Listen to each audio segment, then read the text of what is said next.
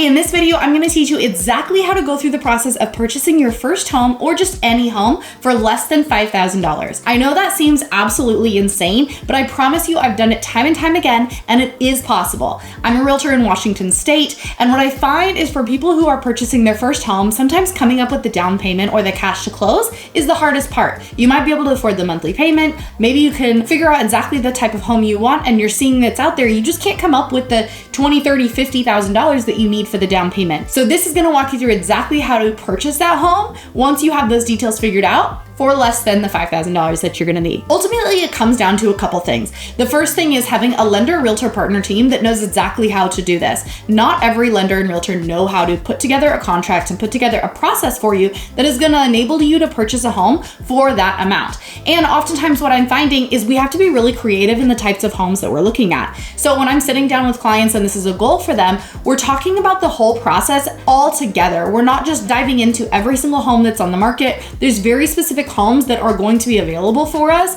to look at and to be able to do this with.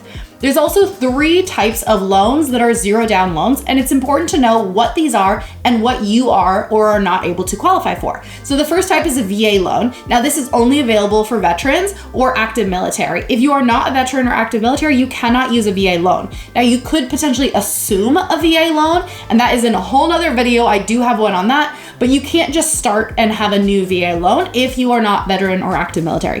The second type of loan that is available and out there is called a USDA loan. And that is for more rural properties. It is zero down, but it sometimes has a higher interest rate, so it's not always what we love to use.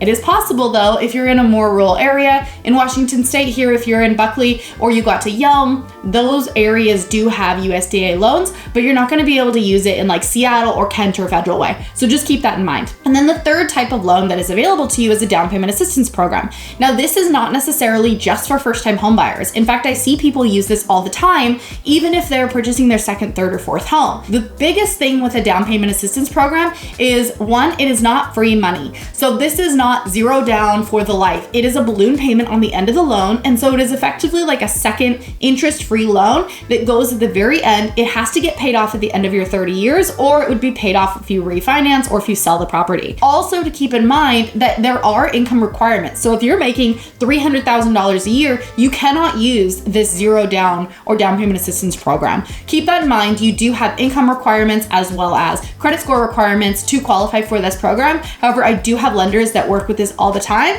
and they're able to get you qualified for that type of program if that's something you're wanting to do. So those are the 3 different loans types that you need to have in mind. Now, before we start this process, like I said, we're only going to be able to look at certain properties. So depending on your loan, which is the very first thing we've got to do, depending on your loan is going to impact what properties we go look at. I'll give you an example. With a VA loan, if that is the type of zero down program you're going with, they're going to be very strict when it comes to the appraisal on what you can and cannot have in the house. For example, they're not going to allow a house that has a failed roof or peeling paint. They're going to be very specific because they want to make sure the home is livable for you as a veteran or active military. So keep that in mind when we are out shopping. The houses that we're seeing that are crazy underpriced, chances are those homes are ones that maybe have failing foundations. And so those are probably not going to be the ones that we go look at. And that is why it is so incredibly important that when you are doing this zero down program, that you have a realtor who's familiar with the types of loan products and familiar with purchasing homes in this fashion, because it's not going to be just everything that we can go take a look at. So I promised you at the beginning of the video that we would be talking about less than $5,000. This is the secret sauce of exactly how to do that. So we go through the process of getting your loan. We're also are now dialing into everything you're looking for, and we're starting to actually look at properties.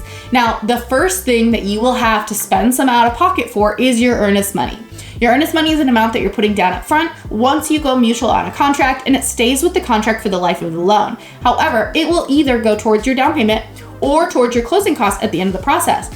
Here's the thing though, earnest money, although it's typically 1%, can actually come back to you at the end of the process if we have a zero down loan and if we have seller paying for all of your closing costs as part of our negotiations. So what I've experienced in the past is a client that maybe they have $4,000 earnest money, they've put that down, we go through the whole process, we've gotten the seller to actually pay for all of their closing costs, and guess what? At the end of the day, they get that $4,000 back, so they've not actually spent anything out of pocket.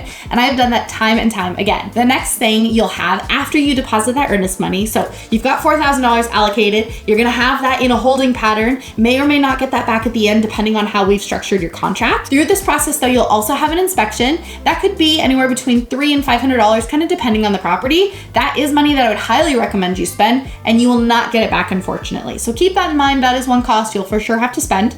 And then the next thing is appraisal. The appraisal could be anywhere between $500 and $1,000, depending on the time of year, the type of property. And so that appraisal money will also be something you spend, but again, could be coming back to you at the end of the process if those sellers are paying for your closing costs.